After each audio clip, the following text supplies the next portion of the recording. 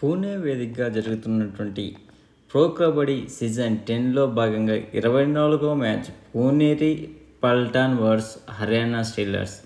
ఈ మ్యాచ్లో ఎవరు ఎన్ని పాయింట్లు చేశారు, అంతేకాకుండా ఎవరు సూపర్ 10 చేశారు అనే విషయాల గురించి ఇప్పుడు మనము ఈ వీడియోలో తెలుసుకుందాం. టోటల్ రైడ్స్ 44 జరిగితే పూణే 22 పాయింట్లు, హర్యానా 23 పాయింట్లు సాధించేది. ట్యాకిల్ పాయింట్స్ రూపంలో హర్యానా 15 సాధిస్తే పూణే 11 పాయింట్లు సాధించేది. పూణేని 2 సార్లు ఆల్అవుట్ చేసి హర్యానాకు 4 పాయింట్లు సాధిస్తే హర్యానాను ఒక్కసారి ఆల్అవుట్ చేసి పూణేకి 2 పాయింట్లు లభించాయి. ఎక్స్ట్రా పాయింట్స్ రూపంలో పూణేకి 4 పాయింట్లు వస్తే హర్యానాకు 2 పాయింట్లు వచ్చాయి. Successful raids Pune 19 successful raid చేస్తే హర్యానా జస్ట్ 16 మాత్రమే చేసేది. సూపర్ రైడ్స్ ఇరు టీంలు ఒకసారి చేశారు. Total tackles Haryana 30 tackles try చేస్తే పూణే 29 ట్రై చేసేది. సక్సెస్ఫుల్ టాకిల్స్ 13 హర్యానా సక్సెస్ఫుల్ చేస్తే పూణే జస్ట్ 10 మాత్రమే చేసేది. సూపర్ టాకిల్స్ హర్యానా 2 సాధిస్తే పూణే జస్ట్ 1 మాత్రమే సాధించేది. ఫస్ట్ హాఫ్ ముగిసేదానికి 24-21 అంటే 3 పాయింట్లు ఆధిక్యంలో ఉన్న పూణే సెకండ్ హాఫ్ వచ్చేతలకి తన ఆధిక్యాన్ని కోల్పోవడమే కాకుండా మ్యాచ్ను కూడా కోల్పోయేది. దీంట్లో మనము మెచ్చుకోవాల్సింది ఎవరైనా ఉన్నారంటే వినయ్ని. రైడ్లో 15 రైడ్లు పాయింట్లు సాధించి తన టీమును హర్యానాను గెలిపించుకున్నాడు. అంతేకాకుండా ఆ టీంలో ఉన్నటువంటి డిపెండర్ రాహుల్ షెర్పల్ హై 5 కూడా సాధించాడు టాకిల్ పాయింట్స్ రూపంలో. ఇక్కడ మోహిత్, ఇది మన పూణే టీం నుంచి మోహిత్ తన 300 సక్సెస్ఫుల్ రైడ్స్ కంప్లీట్ చేశాడు. ఈ మ్యాచ్లో వినయ్ సూపర్ 10 కంప్లీట్ చేయడము, అంతేకాకుండా అస్లాం 1 సూపర్ రైడ్ చేశాడు. మొత్తం మ్యాచ్ అయిపోయే సమయానికి 39-44 అంటే 5 పాయింట్లు తేడాతో మ్యాచ్ కోల్పోవాల్సి వచ్చింది పూణేది.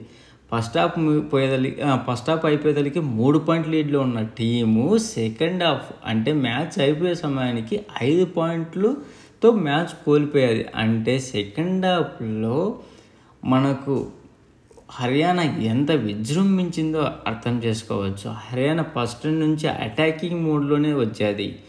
అందువలన ఆ టీము చాలా బాగా ఆడాది. ప్లీజ్ ఫ్రెండ్స్, అంతేకాకుండా ఇప్పటి వరకు మ్యాచ్ అయిపోయిన తర్వాత ఏ టీముకు ఎన్ని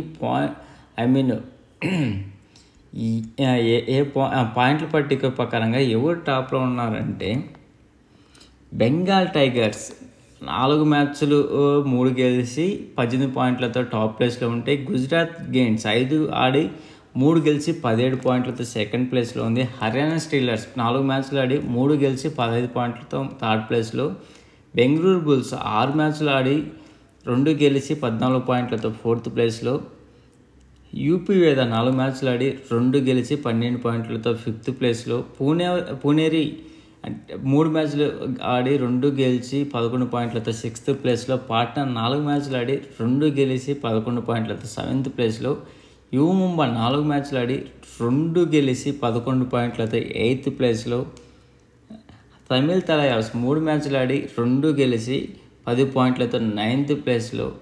జైపూర్ పింక్ పాంథర్స్ 4 మ్యాచ్లు ఆడి 1 గెలిచి 10th ప్లేస్లో 10 పాయింట్లతో ఉన్నది. దబాంగ్ ఢిల్లీ 3 మ్యాచ్లో 1 గెలిచి 6 పాయింట్లతో 11వ ప్లేస్లో ఉంది.